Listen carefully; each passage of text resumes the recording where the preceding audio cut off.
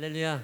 부자고 좀 말씀 주셨대. 성령께서 함께할 줄 믿습니다. 네, 오늘도 우리 부활절인데 우리 성령 충만 받으시고, 성령 충만함이 없으면 인간에게 생명이 없는 것 같습니다.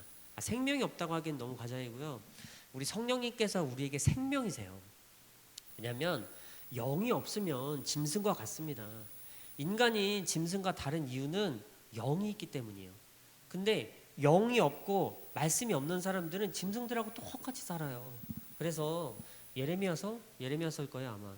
아버지가 뭐라고 하시냐면, 내가 이 우상 숭배한 이스라엘 백성들을 흰놈의 아들 잡는 그 골짜기에서 그 사람들이 제단을 세워가지고 짐승을 잡아서 흰놈의 아들, 우상이죠, 이렇게 바치는 것처럼 너네를 잡아다가 그렇게 똑같이 짐승처럼 죽인다고 하셨어요.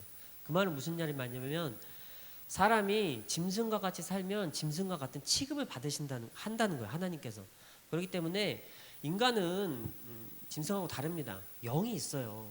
영은 우리 성령이세요. 물론 인간에도 영이 있어요. 인간의 그 씨앗이거든요. 그게 이제 짐승과 구별되는 것이고, 우리 이제 믿는 사람들에게는 특별히 더 뭐가 있냐면, 성령께서 오셔가지고 내 안에 계십니다. 그래서 이분이 그냥 계실 때는 그냥저냥 이렇게 계세요. 우리에게 생명이 되십니다. 근데 이분이 이제 충만함을 받아서 힘이 세지시잖아요. 그러면은 내 삶에서 역사를 나타내십니다. 그래서 그 역사가 뭐 나를 고치기도 하고, 나를 통해서 내 자녀들도 고치고, 그 다음에 나와 내 자녀, 우리 가정을 통해서 우리 교회를 치료하기도 하시고, 우리 민족을 치료하기도 하시는 거예요. 그 교회를 통해서. 그렇기 때문에 나 하나 한 사람이 중요합니다. 옆 사람 볼 게 없어요. 뭐 사람 많다고 중요한 게 아닙니다. 하나님의 구원은 사람이 많고 적음에 달리지 않았습니다. 이게 요나단이 한 고백이거든요. 그래서 요나단이 이제 전쟁을 나갔는데 자기랑 자기 둘이 이제, 보통 성경에는 무기 드는 자라고 기록이 돼 있어요. 자기 이제 수족같이 버리는 이제 병사 하나를 데리고 올라갔어요. 블레셋 땅에 올라갔어요. 그래서 우리가 저 사람을 좀 치고 싶은데 어떻게 해야 되나 고민을 하다가, 저 사람들이 우리 보고 올라와라 그러면 우리가 올라가서 싸우고, 올라오지 마라 그러면 싸우지 말자, 그렇게 했는데 블레셋 사람들이 요나단을 보고 올라와라 그런 거예요. 둘밖에 없는데. 그래서 요나단이 그렇게 말을 한 거예요. 왜 그렇게 말을 했겠어요? 옆에 있는 사람을 보니까, 성경엔 이런 말이 없어요. 제 추측이에요 그냥. 옆에 있는 사람을 보니까 애가 좀 상태가 안 좋아. 얼마나 두렵겠어요. 둘밖에 없는데. 저 블레셋 군대가 있는데. 근데 그 사람을 보고 요나단이 한 말이, 두려워하지 마. 여호와의 구원은 사람이 많고 적음에 달리지 않았어. 저 많은 군대를 보고 기드온 보고 뭐라고 했어요? 다 보내 집에. 300명만 있으면 돼. 300명이면 충분해. 하나님이 함께 하시면 300명이면 충분하고, 하나님이 함께 하시면 둘이면 충분하고, 하나님이 함께 하시면 심지어 하나만 있어도 됩니다. 여호와께서 모세한테 뭐라고 하셨냐면, 이제 출애굽기 32장에 보니까요, 사람들이 자꾸 금송아지를 만들어 가지고 이제 모세가 이제 호렙산에 올라갔어요. 그래서 40일 동안 주야로 하나님의 말씀을 받는 시간이 있었습니다. 근데 모세가 올라갔던 그 시간 동안에 사람들이 여기서 아론한테 막 손가락질 하는 거예요. 야, 모세 죽었어. 사람이 어떻게 40일 동안 안 먹고 살아? 모세 죽었다니까? 모세 죽었으니까 냅두고 우리를 애굽에서 인도하는 신을 여기다 우리한테 만들어줘라. 그래가지고 아론이, 그러면 니네 금부치를 다 빼서 나한테 줘. 그래서 금부치를 불에다 넣어가지고 녹여가지고 금송아지를 만들어서 뭐라고 했느냐, 자, 이것이 너희를 애굽에서 인도하여 낸 신이다, 이렇게 말해준 거예요. 그러니까 이 사람들이 다시 금송아지를 섬기겠다, 그건 다음 문제고, 하나님께서 이렇게 생겼다고 보여준 거예요. 이 신이 너희를 애굽에서 인도해냈어. 하나님이 이렇게 생겼어 라고 하나님의 모양을 자기들이 옛날에 경험에 근거해서, 애굽에는 실제로 금송아지도 섬기고 뭐 파리떼도 섬기고 별걸 다 섬긴단 말이에요. 근데 그 모양, 옛날에 자기 기억에 근거해가지고 하나님의 모양을 자기 마음대로 만들었는데 그게 딱 금송아지인 거예요. 이것이 너희를 애굽의 땅에서 인도해 니네 신이라니까 하고 딱 보여줬어요. 그 모습을 보고 모세가 극대노를 했습니다. 내려와가지고. 그래서 다 부수고 그 가루를 빻아가지고 사람들한테 다 먹여버렸어요. 그 금가루를 말이에요. 그리고 나서 하나님께서 모세한테 뭐라고 하시냐면, 이 사람들 내가 다 죽이고 너 하나로 내가 다시 큰 민족을 이루게 하겠다, 이렇게 말씀을 하신 거예요. 그래서 모세가 중보를 해줬거든요. 차라리 나를 죽이고 이 백성을 살려달라. 그랬더니 각자 자기 죄로 죽는다 이렇게 하나님 말씀하셨어요. 그 말씀처럼 모세 하나로도 큰 민족을 이루실 수 있는 게 하나님이십니다.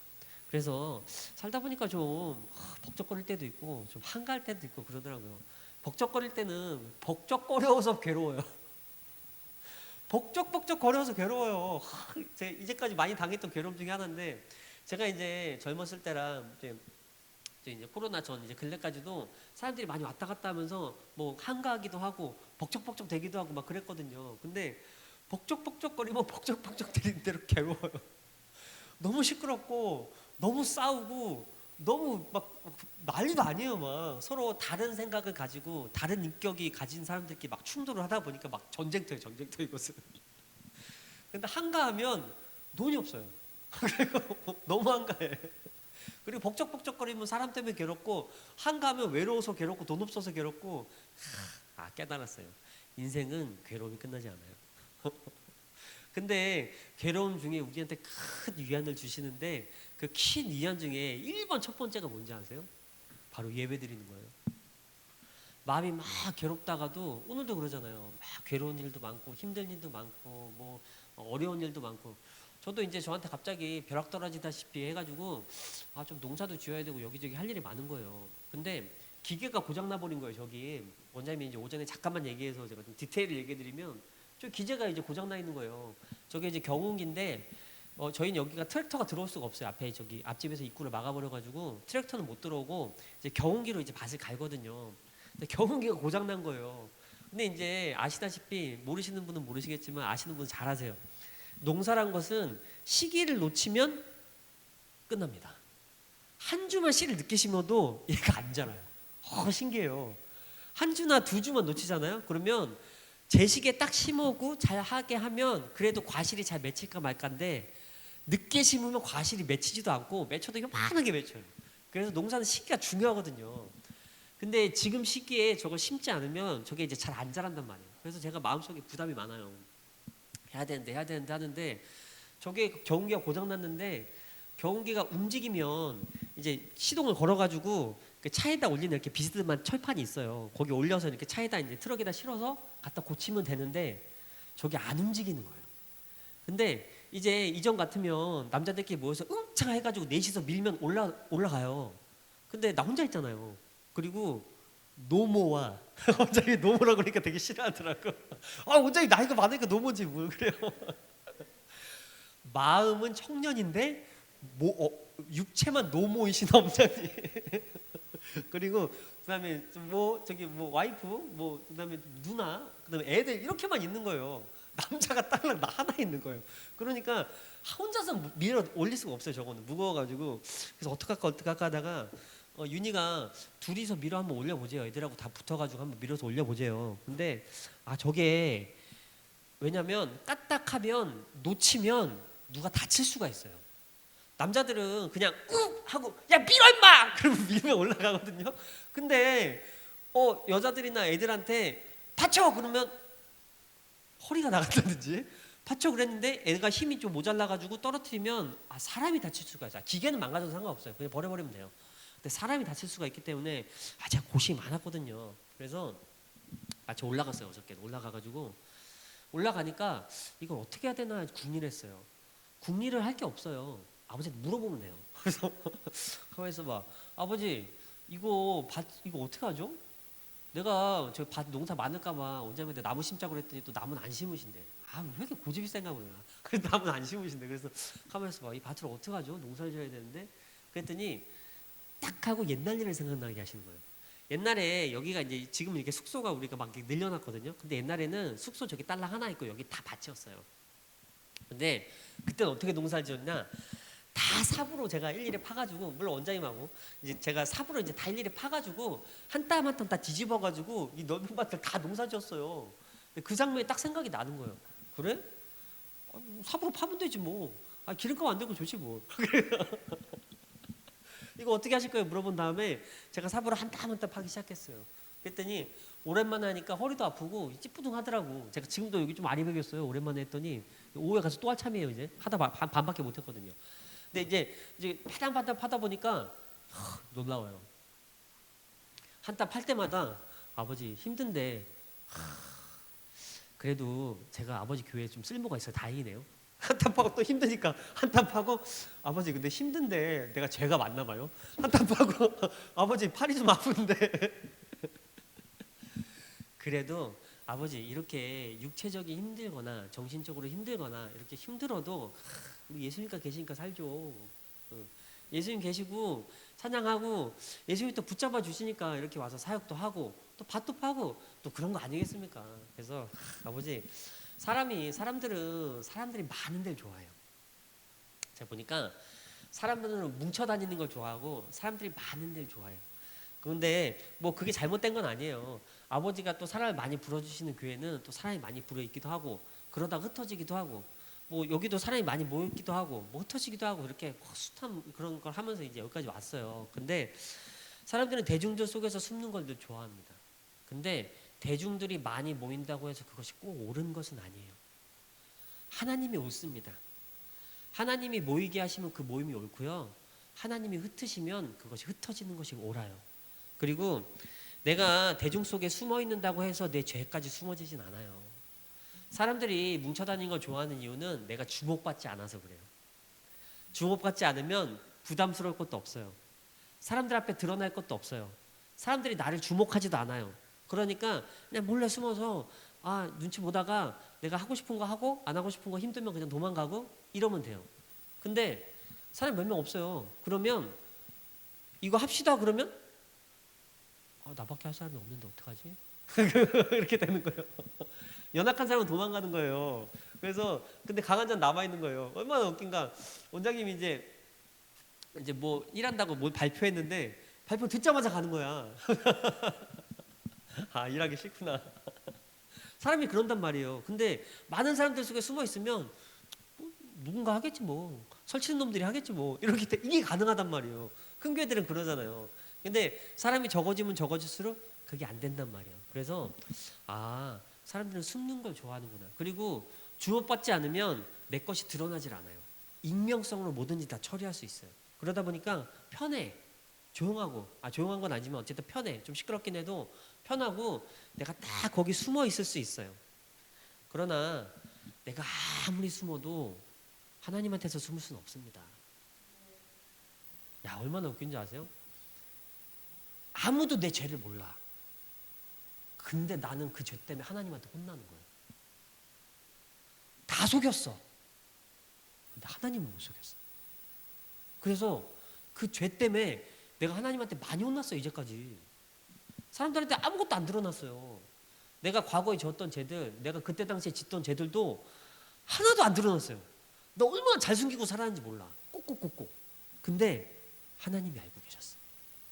그래서 그 죄를 없애시느라고 아버지가 나를 찐빵 주기도 하시고 누르기도 하시고 뭐를 하시고 그때 사용된 사람들이 누구냐?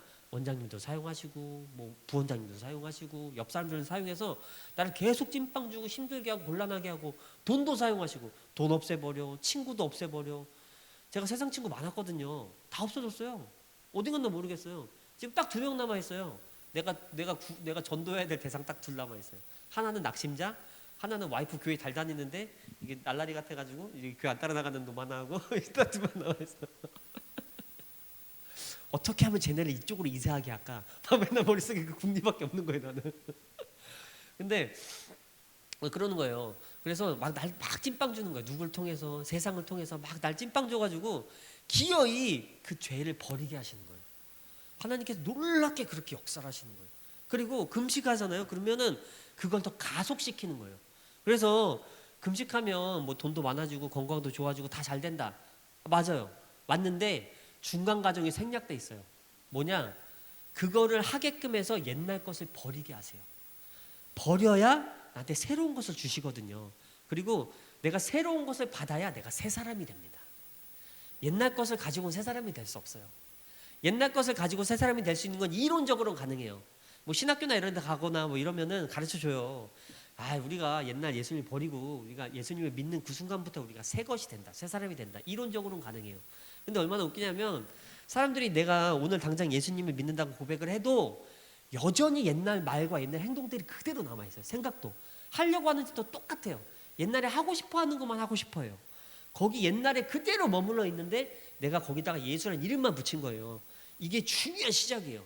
이게 시작이고, 이 예수라는 이름 여기다 붙인 것을 내 육체로 가져오고 내 말 속에 나타나고 내 몸 속에서 예수 그리스도의 따라가신 그 길을 따라갈 수 있는 것은, 내가 이제 머리로만 받은 이것을 몸 밑으로 뼛속까지 깊게 갖고 내려와야 되는 거예요.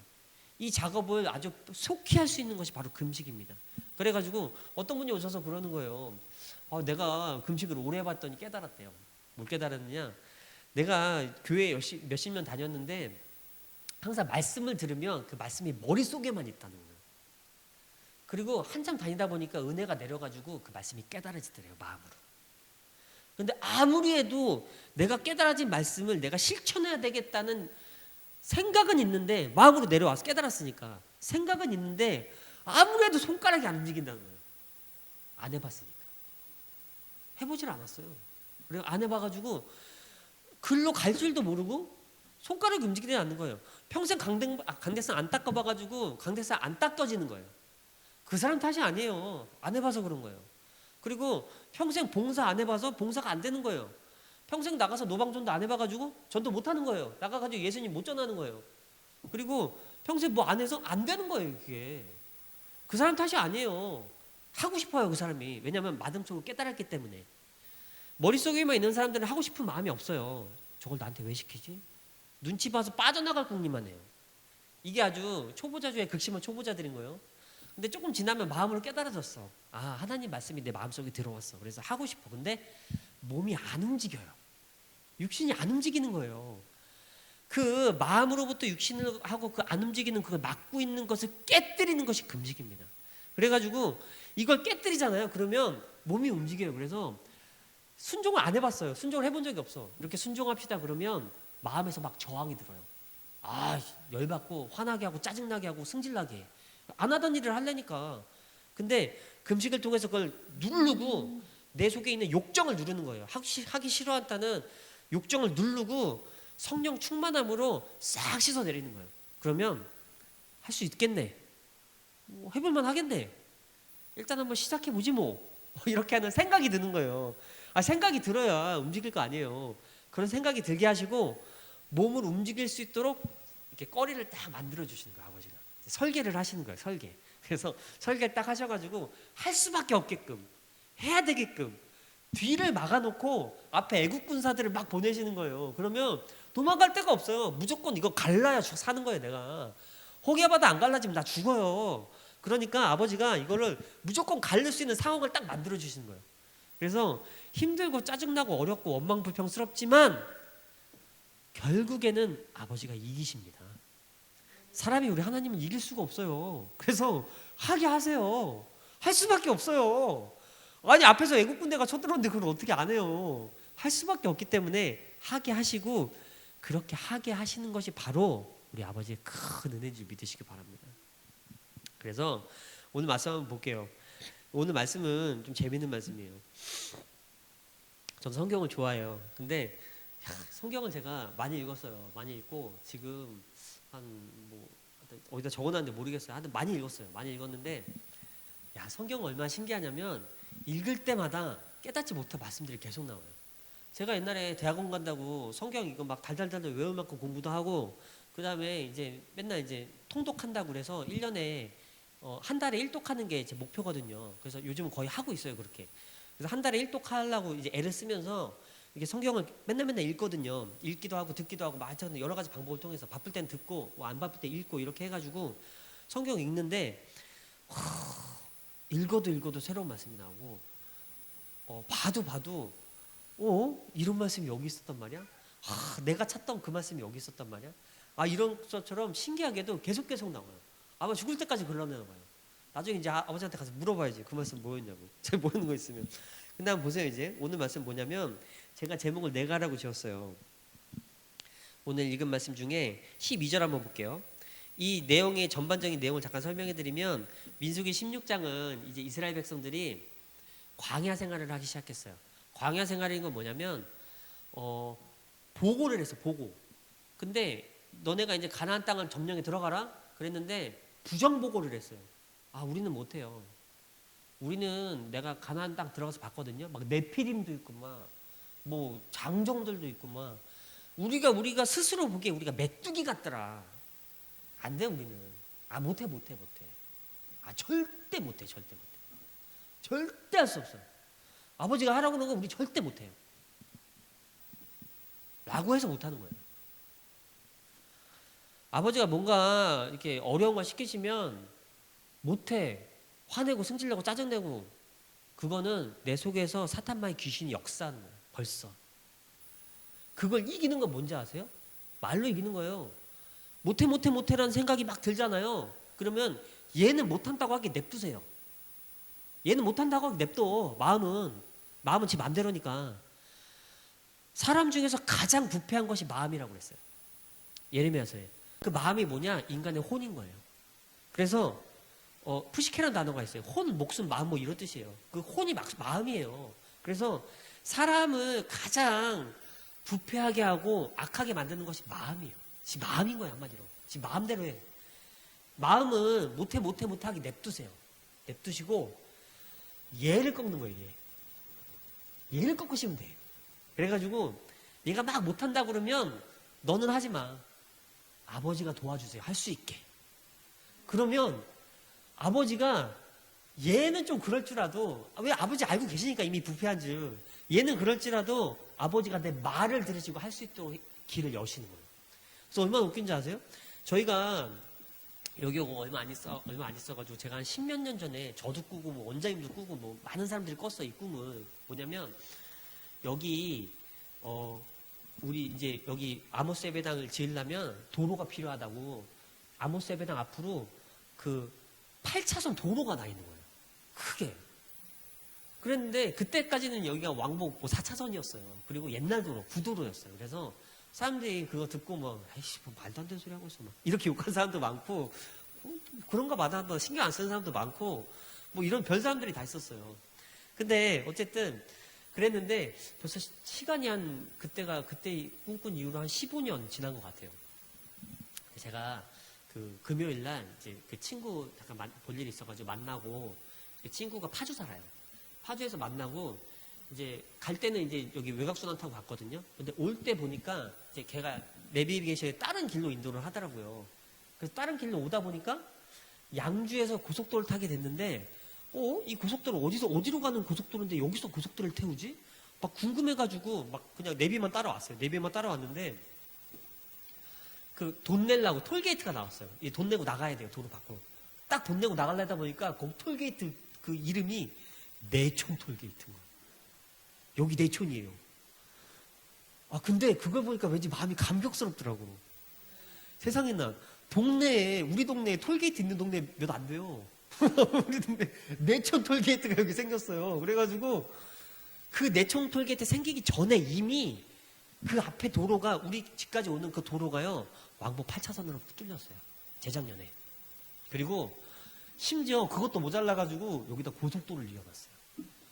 그래서 제가 그 친구네 집 가려고 여기서 6시에 나갔어요. 6시에 가면은 6시부터 7시 사이, 8시 사이에 여기가 교통 지옥이에요. 그래서 하여튼간에 여기서 10km 가는데 1시간씩 걸려요. 차가 얼마나 막히는가. 퇴근 시간이 2시간씩 걸려버려요, 여기서. 근데 제가 그날 가는데 6시 반에 나갔거든요. 왜 이렇게 오늘 차가 안 막히지? 봤더니 고속도로가 뚫린 거예요. 차들이 거기서 다 좌회전 하려고 좌회전 쫙 받으려고 거기서 기다리고 있더라고. 그러다니까 평상시 같으면 거기 1시간 걸리는 길인데 30분 만에 갔어요. 아버지가 진짜 하시네. 보이신 대로 하시는 거예요. 보이신 대로.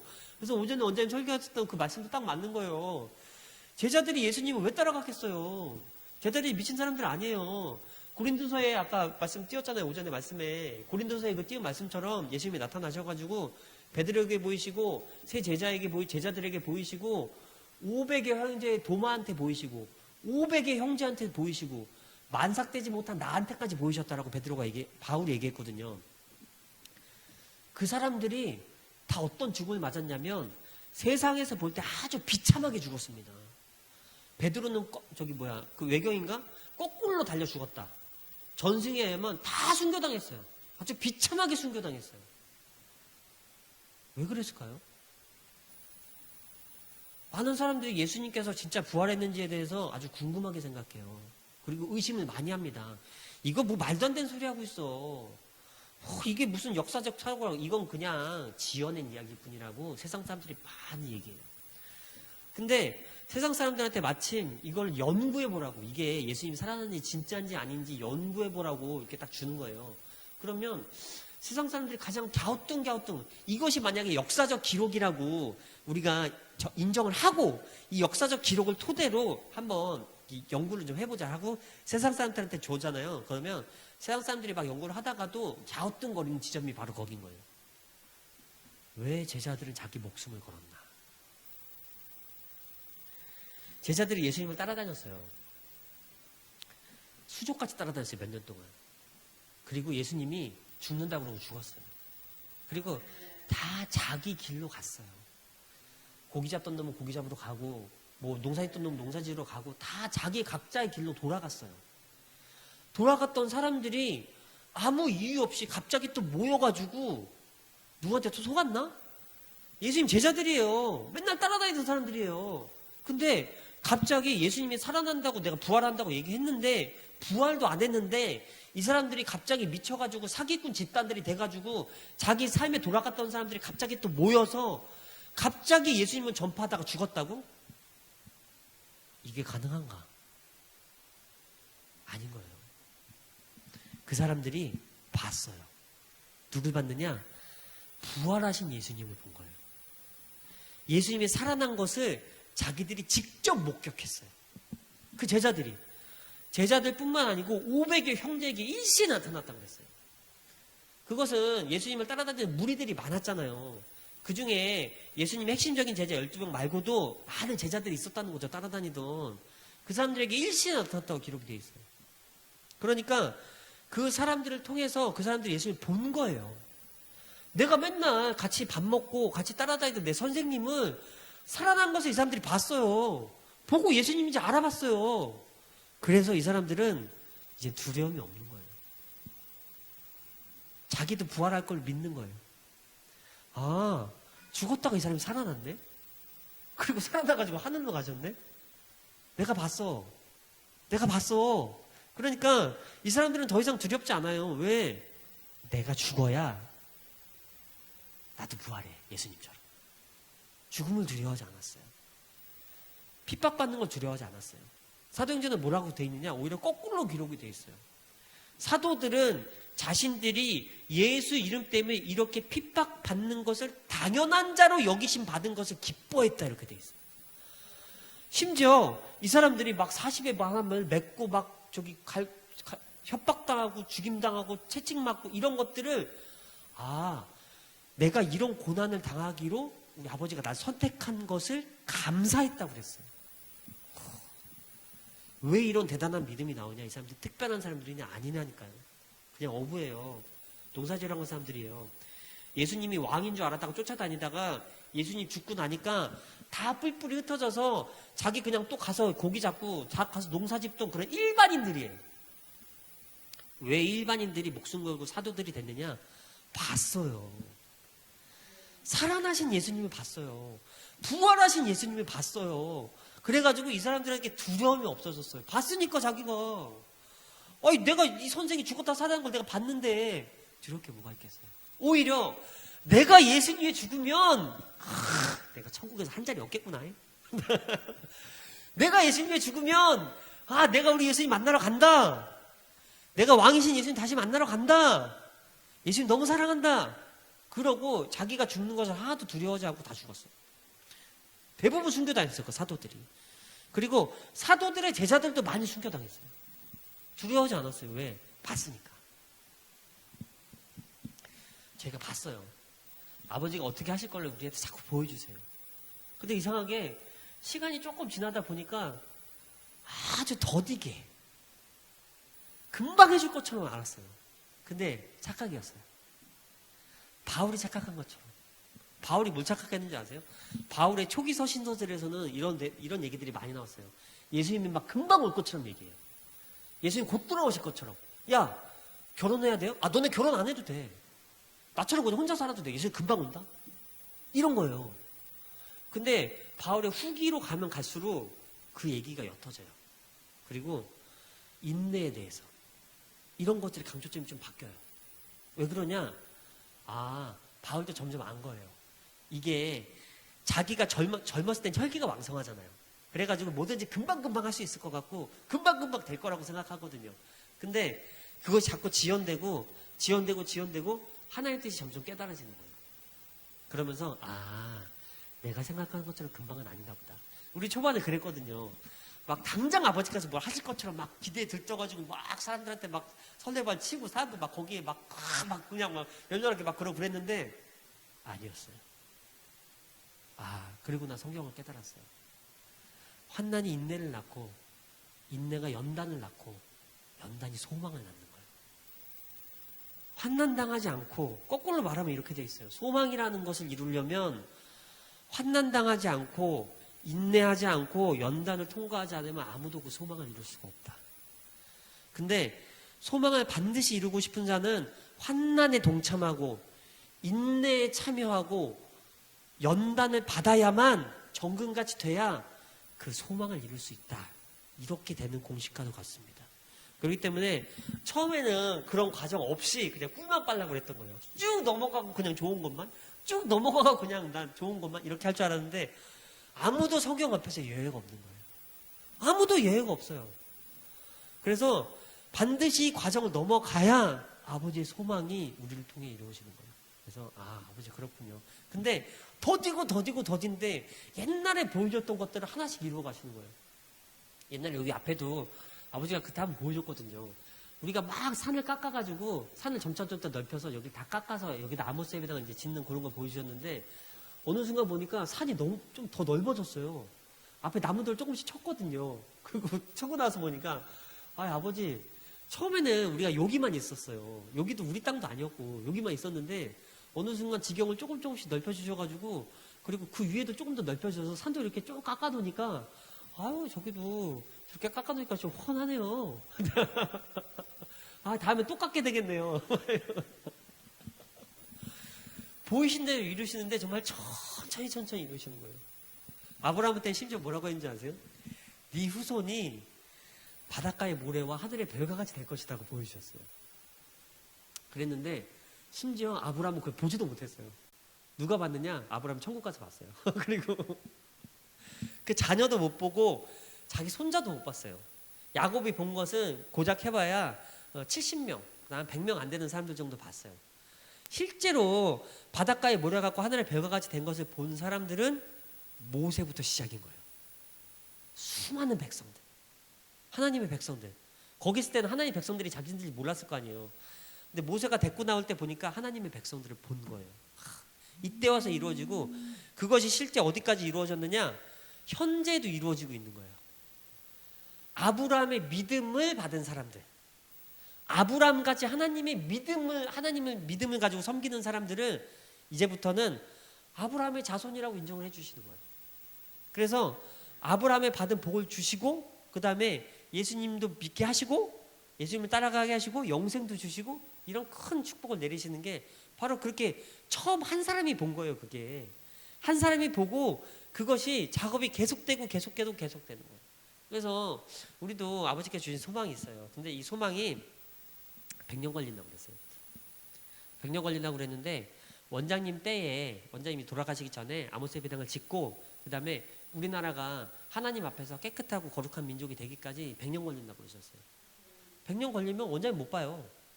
나도 볼 수 있을까 말까요. 내 아들 때가 겨우 볼까 이런 거란 말이에요. 근데 그걸 시작은 언제 하느냐? 시작은 한 사람이 하는 거예요. 그리고 그 시작된 걸 가지고 쭉 가는 건데 왜 이런 시작된 것을 안 될 것 같고 상황이 어렵고 힘들고 이런데도 왜 버릴 수가 없느냐? 봤어요. 그리고 본 것을 보기만 해서 되냐? 아니에요. 아버지가 조금씩 성취하는 걸 또 같이 보고 있어요. 그렇기 때문에 아버지 인내가 많이 필요한 시기인가 봅니다. 그렇게 생각이 듭니다. 각자 인생에서 누구 인생도 예외가 없습니다. 아버지 뜻을 이루기에는 반드시 환난과 인내가 연단이 필요합니다. 넘어가야 돼요. 이거를 넘어가지 않는다고 말하는 사람들은 다 거짓말쟁이에요. 다 그냥 우리 너 아파트 그 분양할 때 뭐라고 그러지? 떴다방인가? 그 날파리처럼 빠져 들어왔다가 치고 빠지는 사람들. 그리고 막 후루룩 팔아제끼는 사람들 있잖아요. 막 이렇게 대충 거짓말도 대충 섞어가지고 막 후루룩 팔아 먹고 내 지금 떴다방이라고 그러나? 그런 것처럼 다 날치기 들인 거예요. 예수님 당장 오셔. 돈 다 내놔. 옛날에 무슨 선교회죠 그거? 99년에 이름이 생각 다미선교회인가 뭔가 나 이름이 잘 생각이 안 나요. 그랬는데 그 사람들이 뭐 했냐면 밀레니엄이야. 1999년 12월 31일인가 어쨌든 그날 딱 되면 세상이 종말이 오고 예수님이 재림하신다 이렇게 얘기를 한 거예요. 그래가지고 그 사람들이 세력을 많이 넓혔어요. 거기 있는 세력의 사람들이 다 팔아가지고 다 갖다 줬어요. 자기 전 재산 다 갖다 주고 흰 옷 입고 어디 산에 앉아가지고 막 거기서 기도해서 예수님 올 때까지 기다렸어요. 거기 방송 기자들도 많이 가 있었어요. 그리고 거기 있던 사람 실제로 믿었어요. 그렇게. 그랬는데 하여튼간에 전국뿐만이 아니고 전 세계에 쪽팔려 버렸어요. 미친 사람들. 근데 그 사람들이만 욕먹었냐? 아니에요. 지금 예수 믿는 미친놈들. 헛소리하고 한다며. 그래서 아주 그냥 전 세계적으로 그냥 예수 믿는 사람 다 욕먹였어요. 네. 다 갖다 바치고 다 팔아서 갖고 와. 예수님 뭐 이렇게 믿을 거 없어. 다 팔아서 갖고 와. 다 팔아서 나한테 바치고 예수님 어차피 금방 오실 거니까 그냥 다 팔아서 갖고 와. 이렇게 돼 있던 거예요. 이렇게 덜뜨게 하는 사람들. 뭐라고 그래? 무슨 꾼들이라고 그래요, 이 사람들은. 막 이렇게 들뜨게 막 하고 막 그냥 막 이렇게 설레발치게 만들고 초보들인 거예요. 네, 사기꾼들, 초보들, 사기꾼들 다 초보고 사기꾼들인 거예요. 네, 거짓말하는 자들인 거예요. 근데 정말로 내 속에 예수님을 믿는 사람들은 그럴 필요가 없어요. 왜냐하면 성경에 그렇게 기록돼 있어요. 뭐 들리지 말고 그러지 마. 들리지 말고 막 날뛰고 그럴 필요도 없어. 그리고 그냥 하던 대로 가서 밭 농사일 짓고 하던 대로 가서 니네 일 하고 있어. 어느 때인지 알지 못하게 강림하실 거야. 주가. 하던 일 계속해. 애 키우던 사람은 애 키워. 임신했으면 애기 낳을 준비해. 하던 일 하던 중에 예수님을 잘 섬기면서 하던 일을 잘하고 있으면 그때 와서 예수님을 구원의 예수님 만납니다. 근데 내가 예수님 잘 안 섬기고 있다가 갑자기 예수님이 오시면 진노의 예수님을 만나요. 두 얼굴의 예수님이 있어요. 내가 선한 예수님 만나면 그날 나 사는 날이에요. 진노의 예수님 얼굴을 내가 만나면 그날 내가 죽는 날입니다. 삶에서도 마찬가지예요. 결산을 가끔 하세요. 예수님이 오셔가지고 내 삶에 한 번 오셔가지고. 근데 예수님이 가끔 날 찾아오셨을 때 예수님 날 봤을 때 내가 예수님을 잘 섬기고 있고 순종 잘하고 있고 애쓰고 있잖아요. 그러면 그 예수님이 딱 오셨을 때 네가 나를 잘 섬겼구나. 착하고 충성된 종아. 그러면 그날 내 구원의 날이에요. 내 삶이 그날부터 바뀌어요. 근데 예수님이 결산의 날에 내 삶의 중간쯤에 한번 찾아오셨는데 내가 교회 다니는 척하고 뒤에서 숨어가지고 눈치 보고 그냥 어떻게 해서는 안 하려고 뺑기 쓰고 다니고 막 어떻게 숨어 있으려고 그러고 그냥 내 죄를 어떻게 해서든지 가리려고 애쓰고 막 이러잖아요. 회개 안 하고. 그러면 딱 오셨을 때에 너 뭐 했냐? 내가 너한테 생명이란 달란트를 줬는데 어디다 감춰놨네. 내가 너한테 생명이란 달란트 1개 줬으면 네가 2개 만들었어야지. 2개 줬으면 4개 만들었어야지. 4개 줬으면 6개 만들었어야지. 5개 줬으면 10개 만들었어야지. 너 어디서 뭐 했니? 하나 줬는데 그냥 감추느라 급급했네. 너는 오늘부터는 진노가 시작이다. 그래가지고 사람이 망하는 거 하루아침이에요. 정말 신기하더라고요. 잘 있었어요, 같이. 여기서도 그런 일 많이 봤거든요. 잘 있었어요. 어느 순간 죽고 자살한 사람도 많아요. 어느 순간 자살하고 그다음 미친 사람도 많아요. 근데 멀쩡했거든요. 멀쩡하진 않았어요. 원래 멀쩡한 사람은 아니었는데 그래도 어느 정도 그냥 저 현상 유지하고 있었거든요. 한순간에 미쳐서 헛소리하는 거예요. 한순간에. 그래가지고 그냥 정신병원 실려가고 사람 인생 한순간이네. 세상에나. 그 결사의 날이 그렇게 다가오는 거예요. 잘 살다 갑자기 풍비박산 나는 거예요. 잘 안 되다가 갑자기 잘 되는 거예요. 그래서 예수님께서 시기마다 결산하시고 그 사람을 버리려고 하시는 게 아니에요. 그 사람을 회개시켜가지고 다시 잘해보려고 그렇게 작업을 하시는 거예요. 그래서 고난이 다가오면 빡세게 해결하게 하더라고. 빡세게 해결하면 고난이 끝나요. 네. 걱정하실 건 없어요. 우리가 예수님 것이라서 예수님 맘대로 우리를 이렇게 다루시는 거예요. 잘했으면 칭찬하고 잘못했으면 혼내시는 거예요. 당연히 아버지니까 그렇게 하셔야죠. 그렇게 하고 계신 것 뿐이에요. 자, 그래서 오늘 말씀 다시 돌아와서 한번 볼게요. 이런 이제 배경이 이래요. 그래서 모세가 이제 보고를 하라고 그랬는데, 보고하라고 보냈던 이 사람들이 가가지고 우린 못해요. 우린 절대 못해요. 절대 못합니다. 이렇게 해가지고 하나님의 진노를 샀어요. 하나님이 하여튼 광야에서 화낸 것 중에 제일 크게 화내셨어요. 그래서 너네 40년 동안 광야에서 뺑뺑이 돌아라. 그래서 그 40년 동안 뺑뺑이 도는 도중에 지금 이런 사건이 발생한 거예요. 고라, 아비람, 다단, 온, 이 사람들이 있어요. 이 사람들이 누구냐면 족보를 보면 금방 알 수 있어요. 모세의 아버지가 있어요. 모세의 아버지가 있는데, 모세의 아버지 아므람이잖아요. 아므람의 형제 아무엘, 우시엘, 내가 오래돼가지고 이름 잊어버렸네. 그 네 번째 형제의 아들들이에요. 이게 내가 그 네 번째 형제 아들들이, 아버지 형제 아들이니까 나랑은 친척 같은 된 거예요. 그러니까 이 사람들이 얼마든지 들고 일어날 만하죠. 왜냐하면 자기만 레위 혈통이 아니에요. 자기들도 레위 혈통인 거예요. 자기들이 아버지의 모세 아버지 형제들의 자녀들인 거예요. 이 사람들이. 그러니까 자기들도 할 말이 있지. 그러면서 뭐라 그러느냐? 이제 오늘 말씀입니다. 12절에 보니까 그들이 이르되 우리는 올라가지 않겠노라 이렇게 말씀하시고, 13절 보니까 내가 우리를 젖과 꿀이 흐르는 땅으로 이끌어내어 광야에서 죽이려 함이 어찌 작은 일이기에 오히려 스스로 우리 위에 왕이 되려 하느냐. 두 가지로 요약해 보면 이 구절은 내가 어떻게 우리 위에 스스로 왕이 되려 하느냐. 첫 번째, 이상한 얘기죠. 모세가 왕인가요? 모세 시대는 왕이 없는데요. 근데 모세가 왕과 같은 역할을 했습니다. 누가 보기에도 이 나라에 왕은 없는데 왕 같은 지도자를 데리고 오세요. 그러면 모세예요. 모세가 왕의 역할을 대행했어요. 왜냐하면 지도자가 필요하니까. 근데 그 모세가 스스로 왕이 되려고 그랬냐? 아니에요.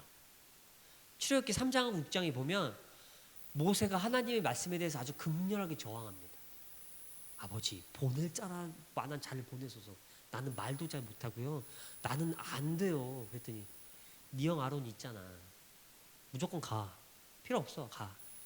라고 억지로 등 떠밀어서 보낸 사람이 우리 아버지세요. 그러면 저 말이 왜 잘못됐느냐? 내가 스스로 우리 앞에서 왕이 되려 하느냐? 하나님께서 모세를 왕같이 세우셨어요. 두 번째는 뭐냐? 역시 13절입니다. 내가 우리를 젖과 꿀이 흐르는 땅에서 이끌어내어 광야에서 죽이려 하면 어찌 작은 일이냐. 네가 우리를 애굽에서 끌어내가지고 광야에서 죽이려고 그랬다. 누가? 네가. 제가 세 번째하고 네 번째도 마저 읽고 말씀 전할게요. 13절 보니까 14절 보니까 이렇게 돼 있어요.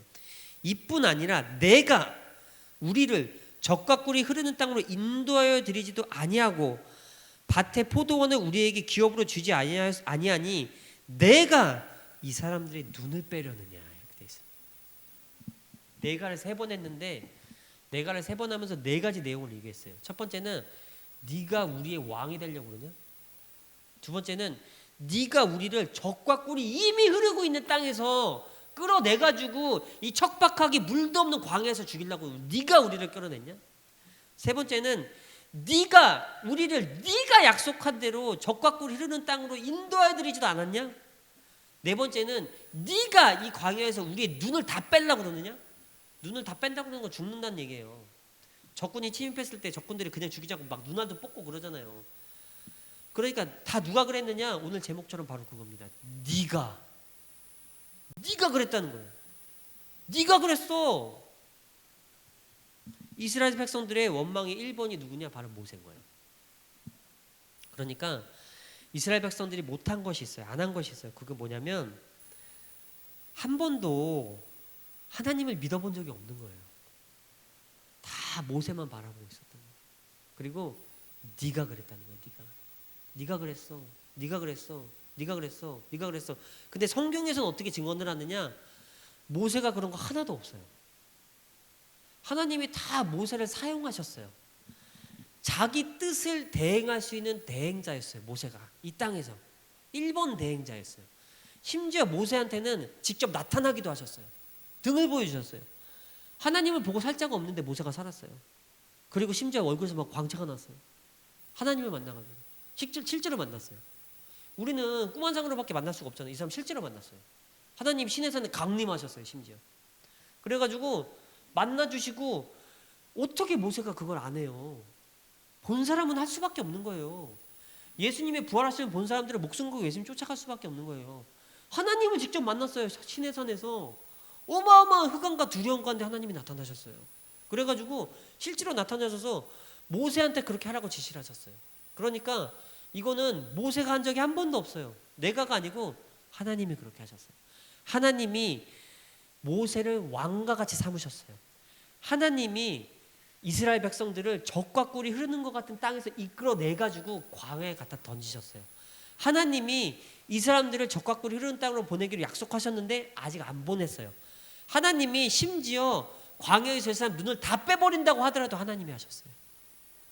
근데 사람들은 하나님을 주목하지 않고 모세를 주목하는 거예요. 지금 우리도 마찬가지입니다. 네. 어떤 사람이 나한테 그러는 게 아니에요. 저 사람이 나한테 그러는 게 아니에요. 내가 목사님 때문에 손해보는 거 아니에요. 내가 섬기고 있는 담임 목사님 때문에 교회가 풍비박산 나는 게 아니에요. 물론 담임 목사 책임도 있습니다.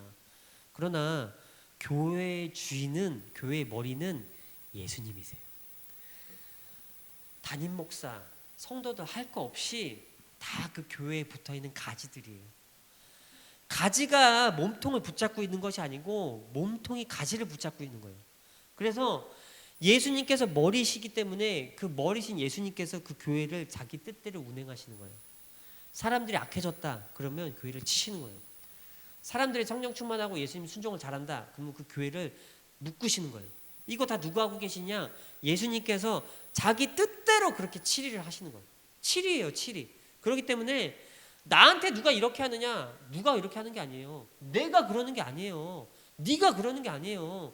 남편이 그러는 것도 아니고 아내가 그러는 것도 아니고 어머니가 그러는 것도 아니고 내 자녀가 그러는 것도 아니에요. 하나님께서 나한테 그러시는 거예요. 왜 그렇게 하시느냐? 각 사람의 선한 것과 악한 것을 하나님께서 분간을 하세요. 그래서 선한 일이 많은 자에게는 복도 주시고 나쁜 일이 많은 자에게는 몽둥이를 드시는 거예요. 때려가지고 이 사람을 회개시켜서 다시 선하게 만드는 작업을 아버지께서 계속 하고 계시는 거예요. 이스라엘 백성들도 마찬가지예요. 이스라엘 백성들이 악했기 때문에 악함을 버리게 하시려고 계속 광야에서 두들겨 패고 계시는 거예요. 그랬는데 이 이스라엘 백성들이 그 두들겨를 맞고 회개했으면, 이거 제 개인적인 생각이에요. 이스라엘 백성들이 온전하게 회개를 잘했으면 어떻게 됐을지 몰라요. 하나님이 의외로 자기 말을 잘 번복하세요. 예언에 분명히 아합도 죽인다고 그랬거든요. 근데 아합이 회개하니까 살려줬어요. 이스라엘 백성들도 광야에서 전심을 다해서 1년, 20년 회개했으면 어떻게 됐을지 몰라요. 근데 이스라엘 백성들이 광야에서 내내 이렇게 했던 거예요. 모세를 대적하고 음란하고 가서 모압 여인들과 가서 동침하고 이런 일들을 끊임없이 했기 때문에 결국은 40년이 지나서야 이 사람들이 다 죽고 후손들밖에 들어갈 수 없었던 거예요. 하나님의 마음, 하나님의 기록만 보면 하나님이 이렇게 하고 이렇게 하실 것 같지만 하나님 그렇게 하신 적이 거의 없어요. 별로. 하나님의 마음을 보면 하나님의 그 안타까움이 들어있어요. 얘네가 지금 회개해야 되는데, 얘네가 지금 돌이켜야 되는데, 얘네가 지금 그렇게 하지 말아야 되는데, 근데 안 그랬어요. 여전히 그렇게 하고 여전히 손가락질하고 예전에 너 때문에 그랬다고 그러는 거예요. 너 때문에 그런 게 어디 있어요, 세상에. 하나님이 살아계세요. 우리 예수님이 부활해서 살아계세요. 너 때문에 그런 게 아니에요. 하나님이 돌아가셨으면 너 때문에 그럴 수도 있어요. 근데 하나님이 살아계셔가지고 나도 보고 계시고 너도 보고 계시고 다 보고 계세요. 이 사람한테는 이 사람한테 것만 있어요. 이 사람한테는 이 사람은 꼭 가지고 치리하세요. 다른 사람 죄를 나한테 덮어 씌우지 않으세요. 내 죄를 다른 사람한테 덮어 씌우지 않으세요. 성경에 기록돼 있어요. 그래서 절대 저 사람과 나랑 별개예요. 자녀도 마찬가지고 부모도 마찬가지예요. 묶여있긴 하지만 별개예요. 그래가지고 내가 어떻게 하는 내 품행의 여부를 보시고, 내가 하나님을 어떻게 섬기는지 내 믿음의 여부를 보시고, 아버지께서 나한테 복도 주시고 나한테 벌도 주세요. 근데 복은 연대 복을 주세요. 근데 벌은 연대에서 주지 않으세요. 내가 잘하잖아요. 그러면 내가 잘하면 내 자녀들한테도 복의 끈을 주세요. 근데 자녀들이 그 복의 끈을 붙잡지 않고 자기 맘대로 해버리면 벌의 끈이 돼요.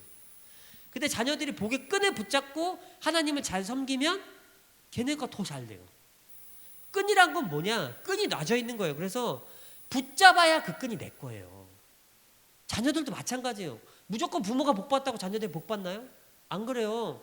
부모가 끈을 내려줘요. 그러면 얘네가 복 받기가 더 쉬워져요. 부모가 하나님을 섬겼던 그 공로가 남아있는데 하나님은 그 공로를 절대 잊지 않으세요. 그래가지고 그 공로를 자녀들한테 주시는데 그 끈을 항상 놔두세요. 천대까지. 순종의 끈은 천대까지 놔두시는 거예요. 그래서 그 끈을 쭉 내려놓으세요. 근데 그 끈에 붙잡는 자녀는 같이 복 받아요. 근데 그 끈을 붙잡지 않는 자녀는 그냥 자기 길로 가요. 오히려 걔가 벌의 끈이 돼요. 그래서 더 하나님을 잘 믿게 되고 하나님을 더 잘 순종할 수 있는 끈이 놔져 있어요. 그렇다고 해서 걔가 반드시 순종하는 건 아니에요. 왜? 하나님이 그렇게 만드셨으니까. 자기 선택이 있어요. 하나님이 우리한테 자유를 주셨어요. 의지를 주셨어요. 의지를. 자유를 줬다고 하기엔 좀 뭐예요? 의지를 주셨어요. 그래가지고 좋은 것과 나쁜 것을 선택할 수 있는 그 의지를 받았어요, 우리가. 그래서 내가 내 의지로 믿음을 택하잖아요. 바울이 자꾸 독려하거든요. 니네가 믿음을 택하고, 네가 믿음을 택하고 이러거든요. 우리가 믿음을 택하잖아요. 그럼 하나님께서 그 믿음을 가지고 그 믿음을 쭉 갈 수 있는 복을 주신단 말이에요. 근데 우리가 믿음을 택하는 것이 아니고 세상을 택하잖아요. 그러면 세상으로 가게 그냥 냅둬 버리세요. 그리고 이 복의 끈은 그 사람한테는 끊기는데 후손한테까지 끊기진 않아요. 끈이 남아있어요. 그래서 그 공로가 자녀가 받을 만한 게 못 되잖아요. 그럼 손자한테 넘어가요. 손자가 받을 만한 게 못 되잖아요. 실체가 남아있어요. 공로라는 실체가 남아있는데 자녀한테 주려고 끈이 놔져 있어. 근데 자녀가 받을 만한 그 끈을 붙잡지 않으면, 동아줄을 붙잡지 않으면 자녀를 건너뜁니다. 손자한테 가요. 손자도 건너뛰지 않고 또 손자한테 가. 근데 그 끈은 반드시 남아있어요. 그래서 몇 대가 지나서라도 반드시 하나님께서 그 끈의 주인을 찾으십니다. 그러면 막 한 5대 지났어. 5대가 지나가지고 그 자녀가 갑자기 하나님 잘 믿고 충성해. 그러면 그 조상에 했던 그 공로의 그 공로의 복이 걔한테 다 떨어져요. 실제로 여기도 그런 사람 몇 번 왔다 갔어요. 근데 그 끈을 받은 사람, 그 사람도 결국에는 아버지 뜻대로 안 해가 다 잊어버리더라. 근데 어디 아마 딴 사람한테 또 넘어갈 거예요. 그 자기 뿌리에 있는. 그게 바로 아브라함의 복의 핵심인 거예요. 천대까지 복을 이루어준다 하시잖아요. 그 축복하시잖아요. 그래서 그 천대까지 이루어지는 복이 끈이 가는 거예요. 끈. 저주도 마찬가지예요. 3, 4대까지 이루게 한다잖아요. 그 저주의 끈이 가는 거예요. 끈. 저주의 끈을 붙잡는 자녀는 그 저주에 같이 망해. 근데 저주의 끈을 붙잡지 않고 나는 부모처럼 안 살아 하고 나는 그냥 하나님 믿으면 살 거야 하고 그 끈을 끊어버리고 하나님한테 가면 이제 그 저주의 끈이 끊겨요. 그래서 금식이 중요한 거예요. 그 끈을 끊어낼 수 있는 핵심이 바로 금식과 기도에 있습니다. 그 저주의 끈은 사단마귀 귀신의 역사예요. 사역이에요. 그 저주의 끈은 계속 붙잡고 늘어지는 게 사단마귀 귀신이 자기들의 역할인 거예요. 그래가지고 그 끈을 계속 붙잡고 자녀들도 계속 붙잡게 만들어요. 그렇기 때문에 이거를 여기서 끊어내는 거예요. 이걸 여기서 끊고 그 자녀들이 내 더러운 끈이 아니고 깨끗한 끈을 잡을 수 있게끔, 하나님 복의 끈을 잡을 수 있게끔 열어주는 것이 바로 금식과 기도입니다. 아주 중요해요. 그래서 이게 그냥 뭐 신학적으로 보고 학문적으로 보면 뭐 말도 안 되는 소리 하고 이럴지도 모르는데 영으로 보잖아요. 너무 선명하게 보이는 거예요. 본 사람은 아무도 못 말리는 거예요. 그러니까 자, 그래서 네가 그렇지 않았냐, 네가 그렇지 않았냐, 네가 그렇지 않았냐, 네가 그런 게 아니에요. 하나님이 하신 겁니다. 구원이라는 건 있잖아요. 이 사람들이 지금 여기서도 얘기했는데 우리를 왜 젖과 꿀이 흐르는 땅에서 이끌어냈냐 이렇게 반문을 하는 거예요.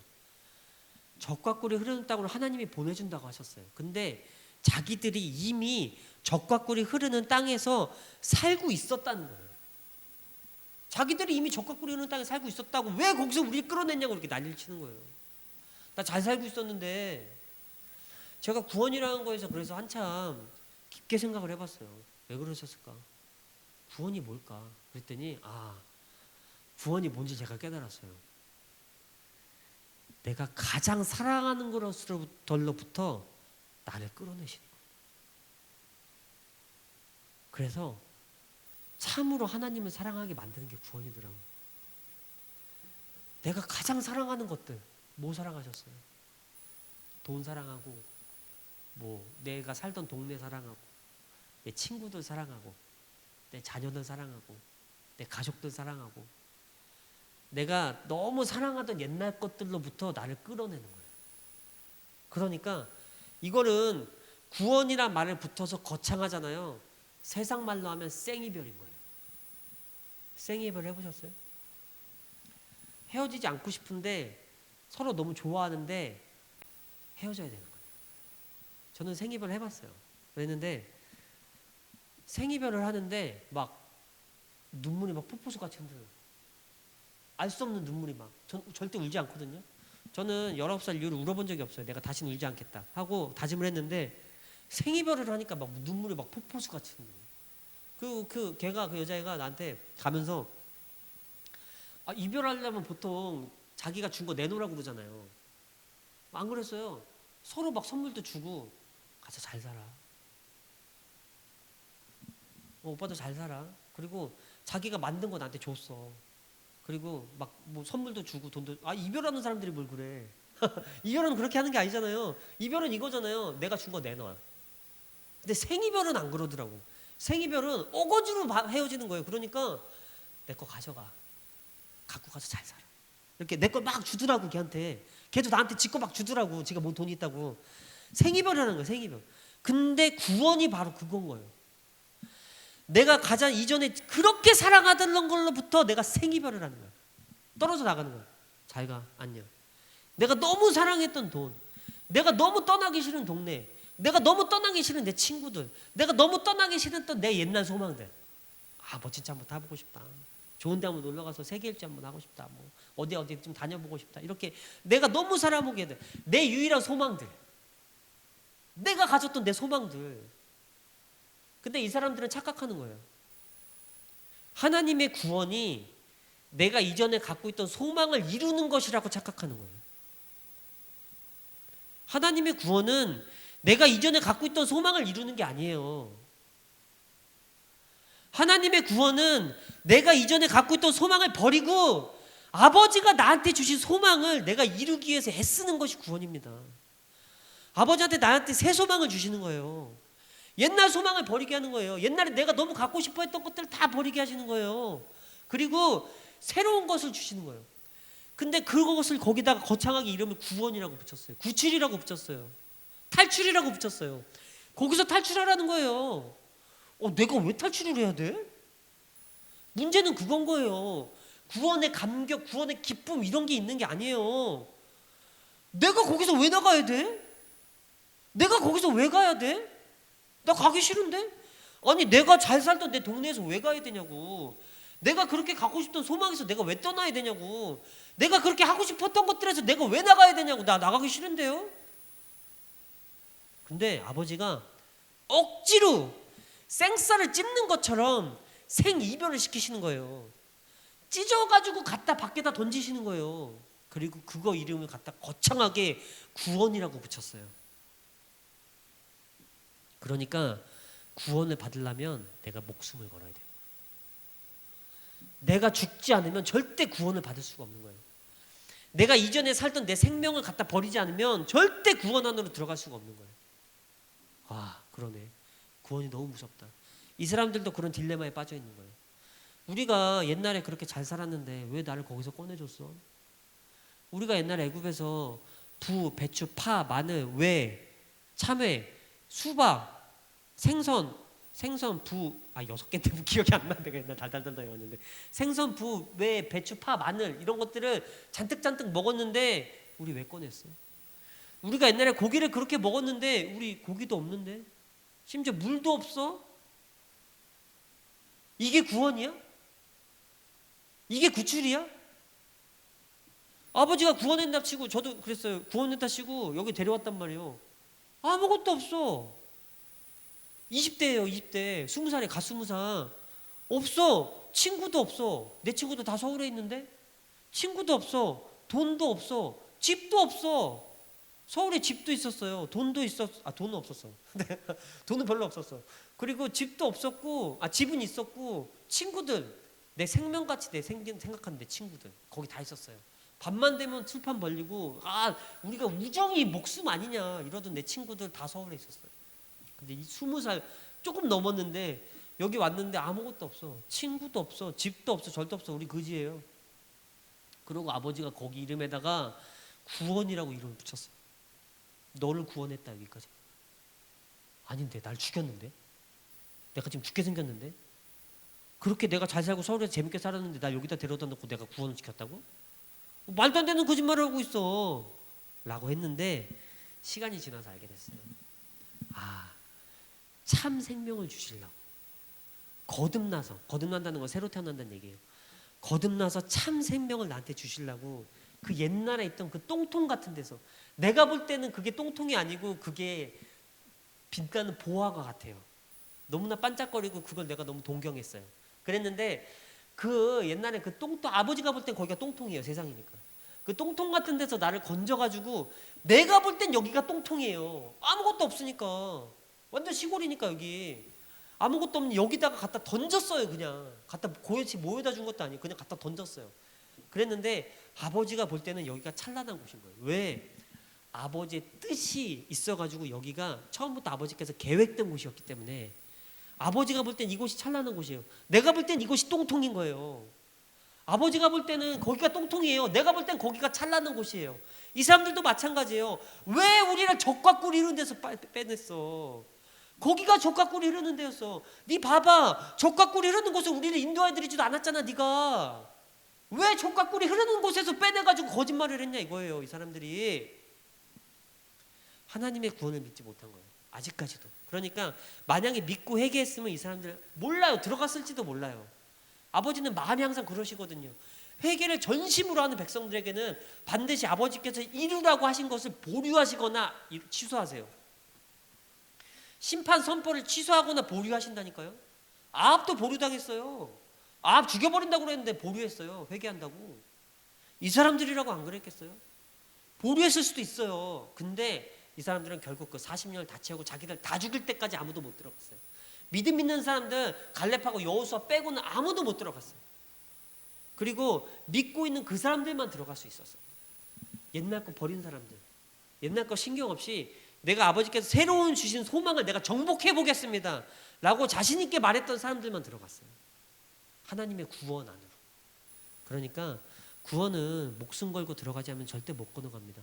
그냥 구원받았다 해가지고 그냥 돈 좀 많아지고 그냥 건강해지고 뭐 좀 잘 되고 좋은 일 좀 생기고 이런 걸로 구원이라고 착각했으면 천만의 말씀이에요. 천만의 말씀. 구원은 내가 죽는 거예요. 죽음이 구원이에요. 죽음으로써 이전에 있던 죄로부터 내가 구원받는 거예요. 구원의 개념은 죄로부터 구원받는 거예요. 옛날에 있던 가난으로부터, 옛날에 있던 어려운 상황들로부터, 옛날에 있었던 압제당하는 상황들로부터 구원받는 게 육신의 구원이에요. 그런 거 육신의 구원이라고 해요. 근데 온전한 구원은 아니에요. 내가 구원받는 것은 내가 옛날에 있었던 나를 죽일 수밖에 없는, 나를 사망시킬 수밖에 없는, 죄의 삭수로 사망할 수밖에 없는 나를 죄의 삭신 사망에서 끌어다가 생명으로 옮겨주는 것이 바로 구원입니다. 그래서 아버지께서 우리를 구원하신 거예요. 이 사람들도 내가 모세인 네가 우리를 끌어다가 이렇게 한 게 아니야. 하나님께서 너네를 끌어다가 구원받게 했어. 여기서 많은 주의종들이 훈련받았어요. 근데 막 원망도 많고 불명도 많고 말도 많아요. 왜 월급도 안 주고 갖다 부려먹고 노동력 착취하고 별 얘기들 다 했어요. 저도 그래가지고 너무 낙심이 되는 거예요. 근래. 그래서 아버지한테 아버지 우리가 성과가 뭐가 있었을까요? 사람들이 다 어떤 사람은 좋게 떠나기도 하고 손가락질하면 떠나기도 하고 다 이렇게 됐어요. 근데 우리가 아무 성과도 없어요. 어떻게 된 거예요? 그랬더니 아버지가 낙심하고 있는 나에게 알려주셨어요. 왜 성과가 없어? 니네 뭐 하는 사람들이야? 우리요? 우리 금식 시키는 사람들이잖아요. 금식 시켰어? 금식 매달 했죠. 했네. 너네 또 뭐 하는 사람들이야? 우리요? 사람들 데려다가 어떻게 해서든지 눈치 보면서 주의종 안 하려는 사람들 데려다가 아버지가 주의종을 삼았는데 왜 주의종을 안 합니까? 아버지가 선택했는데 안 한다고 해서 안 해집니까? 그 주의종 안 해가지고 사람들이 다 무너지는 거 계속 혼나는 거예요. 삶이 다 무너지는 거예요. 그래서 주의종 절대 안 한다는 사람들 데려다가 기어이 싸우고 막 협박하고 공갈하고 갈구고 막 싸우고 막 어떻게든 해가지고 목사들을 만들었어요. 그 개척해서 나갔어요. 니네 주의종 세운 사람들이지. 맞아요. 목사 만들었어? 목사 만들었죠? 됐네. 아, 했네.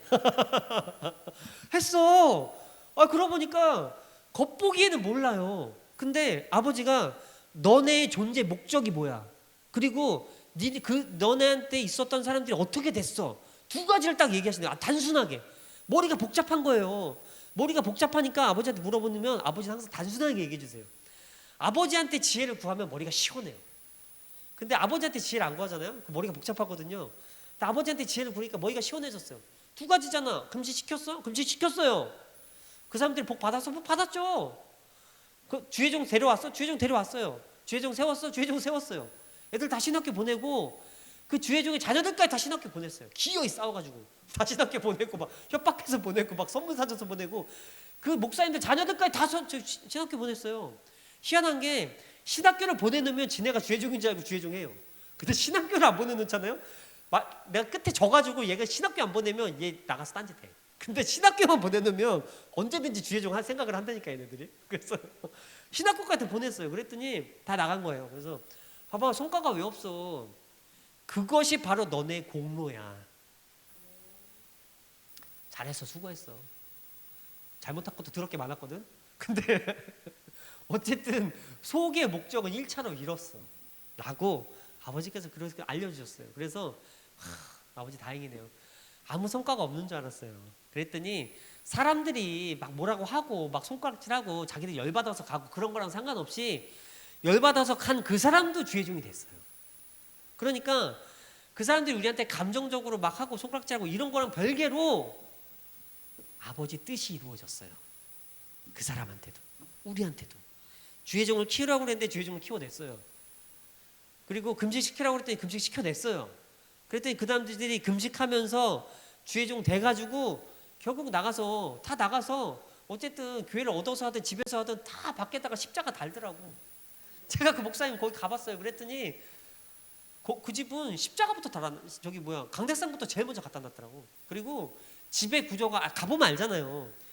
그 집에서 가장 중요하게 생각하는 게 뭔가 봤더니 그 집에서 이제 개척을 시작하시는데 그 집에서 가장 중요한 공간은 그 예배드리는 그 공간인 거예요. 그리고 거기를 중심으로 하고 나머지는 여기를 중심으로 해서 나머지를 이제 디자인하는 거예요. 그잖아요. 각자 자기 살 곳을 먼저 디자인하고 여기를 디자인하는 게 아니고 여기 먼저 디자인해 놓고 여기를 침범하지 않는 선에서 이제 각자 삶 디자인 하시는 거 같이 이렇게 해놓으셨더라고. 딱 가보니까 집 날르러 가보니까 그래서 어머니 감사합니다. 그래도 세상에서 이렇게 막 굴러다니는 사람들을 기어이 잡아가지고 싸우다가 저렇게 하나님의 이제 집을 세울 수 있는 그 거리를 만들어 주신 거 너무 감사해요. 그리고 헤어질 때는 안타깝지만 다시 만질 때 다시 만날 거예요. 어떻게 만나든 만날 거예요. 만나서 아버지를 다시 할 수 있도록 도와주시고 그분들 다시 만날 때는 데려다가 여기서 뭐 하려고 그런 게 아니고 이제 그분들은 이제 교회를 지어서 나가야 되는 사람들이거든요. 가정에서 시작하는 거 잠시 임시로 테스트 해보는 거예요. 되나 안 되나. 테스트 통과한 사람들 오겠죠. 그래서 교회를 지어 나가야 되는 사람들이기 때문에 그렇게 이제 하시는 거라고 이제 알게 됐습니다. 그래서 우리가 인생의 굴복도 많고 그렇게 많지만 네가 그런 게 아니고 사람이 그런 게 아니라서 사람한테 원망할 필요 하나도 없습니다. 아버지께서 나한테 그러시는 거예요. 이제는 조용해졌잖아요. 여기가 많이 조용해졌거든요. 사람들 복적대는 걸 좋아하지 숨기 좋아서. 근데 조용한 데 별로 안 좋아하는데 조용한 데가 하나님 만나기 훨씬 더 좋습니다. 어떻게 생각하는지에 따라 달라요. 하나님 사람들이 많이 보내줄 때는 하나님의 영광이다 하나나 보다라고 하면 되고, 고요해질 때는 고요한 중에 임하시는 우리 하나님을 그때 조용한 중에 만나시면 돼요. 그래서 오히려 더 만나기가 쉬워요. 엘리야가 850명과 싸워가지고 850명 다 죽인 다음에 850명 죽인 다음에 이제 이사벨이 엘리야를 죽이려고 그러니까 막 도망다니고 있었어요. 그랬더니 막 큰 바람, 큰 파도, 광풍이 막 임하고 막 시끄러워 막. 그러다가 하나님 어디 계세요? 하나님 어디 계세요? 하나님 어디 계세요? 엘리야가 아무리 불러도 하나님의 대답이 없으신 거예요. 근데 그런 것들이 다 물러가고 조용한 중에 세미한 소리가 들려요. 여기서 세미한 소리라고 하는 건 들릴 듯이 말 듯이 아주 속삭이는 작은 소리인 거예요. 들리면서 엘리야야 네가 지금 어디 있느냐 이렇게 물어. 시끄러운 중에 하나님 사람들 막 왔다 갔다 하면서 사람들 뒷구멍이 쫓아다니면서 하나님 만날 수 있을 것 같으세요? 아무도 그런 사람 없어요. 잘된 사람들, 하나님 사랑하면서 하나님 굳건하게 섬기는 사람들 보면 다 골방에서 5년 10년씩 다 처박혀 있었어요. 거기서 뭐 했을까? 원장님도 그렇게 하셨어요. 한 10년 동안 그렇게 하셨어요. 거기서 다 뭐 했을까? 골방에서 기도하고 말씀 보고 하나님 만났어요. 거기서 하나님께서 말하는 세미한 소리를 조용한 중에, 인생이 조용한 중에 하나님은 거기서 들은 거예요. 그리고 하나님 뜻을 거기서 분별한 거예요. 그리고 하나님께서 그 사람들에게 자신들이 갈 곳을 다 지정하신 거예요. 그래서 큰 교회 가서 담임 목사 청빙받기도 하고, 어디 가서 하기도 하고, 원장님처럼 여기 와서 교회 개척해서 아모스 예배당 질 준비를 하기도 하고, 어떤 교회 불려가기도 하고, 선교 가기도 하고, 다 세미한 중에 만나 하나님 만나서 그 사람들 뜻을 가지고 다 각자 자리로 흩어진 거예요. 세미한 소리가 중요합니다. 무조건 많이 보이는 게 좋은 게 아니에요. 내 인생도 마찬가지입니다. 무조건 부흥만 하고 잘 되면 좋을 것 같지만 아니에요. 곧 무너집니다. 아버지께서 조용한 시간, 경건한 시간을 통해서 다시 예수님 만날 수 있는 작업을 하고 계신 거예요. 내 인생에 만약에 그런 바람이 불었다면 지금은 이제 저한테 그런 시기겠죠. 내가 조용하게 예수님 만나서 이제 예수님과 좀 독대를 해야 될 시기구나. 생각해 보세요. 제가 이제 뭐 여기서 막 이제 설교하고 있잖아요. 제가 예를 들어 강사라고 하면은 유명한 강사가 있어요. 그러면 유명한 강사를 1대 100으로 만나잖아요. 그럼 10만 원만 내면 돼요. 왜냐면 이 강사가 만약에 1시간에 1,000만 원짜리 강사예요. 그러면 100명이 모였어. 그러면 1인당 10만 원만 내면 그 강사 만날 수 있어. 근데 강사의 눈은 못 보고 강사의 머리 모양만 볼 수 있어. 너무 멀어가지고 저 앞에서 강의하거든. 안 보여. 그리고 뭐 사람 너무 많아가지고 내가 싸게는 들어왔는데 강사한테 말 한 번 못 붙여봐요. 손 한 번 들었는데 강사가 너 질문해보세요. 이거 얘기 안 해주면 말도 못하고 너무 바빠가지고 그런 얘기할 시간도 없고 1시간 하고 가버려. 그럼 뭐 듣는다 나 은혜 받았다고 이렇게 퉁치고 가는 거예요. 근데 1,000만 원짜리 강사를 했는데 내가 개인 교습 받아. 내가 1,000만 원 다 냈어. 1시간에. 그러면 1대1 고액 개인 과외 받는 거예요. 그래가지고 세밀하게 그 사람에 관련된 이제 맞춤형 교육 들어갑니다. 그래서 맞춤형 교육 들어가고 여기가 이래 보여도요. 아버지가 뭐 전화 우리 보실 때 고급 강사라고 그랬어요. 아버지 나한테 인장 반지 줬다고 그랬어. 여기 후계자라고 인장 반지 줬다고 그래서 여기 인장 반지 받은 강사가 강의하는 거예요. 제가 세상에서는 완전 핫발이에요. 10만 원짜리거든요. 근데 우리 아버지 앞에는 안 그래요. 그래서 아주 고급 강사예요. 원장님 나보다 더하지. 근데 나도 꽤 고급 강사예요. 나 훈련 오래 받고 강의 오래 했거든요. 그래서 꽤 고급 강사예요. 그래가지고 고급 강사한테 맞춤형 강의 받는 거 쉽지 않습니다. 그러니까 굳이 사람 없어도 돼요. 과외도 마찬가지예요. 1대4 과외는 20만 원이면 받거든요. 근데 서울대생한테 1대1 과외 받잖아요. 그럼 100만 원씩 줘야 돼요. 아시죠? 과외는 수업은 사람이 적을수록 비싸요. 그러니까 사람 많다고 좋다고 하지 마시고 사람 많을 때 많아서 좋아요. 근데 대부분 일반적인 것밖에 가르쳐 줄 수가 없어요. 근데 사람이 적으면 적을수록 맞춤형 강의 들어갑니다. 그러면 맞춤형 강의 고액 강의예요. 아시죠?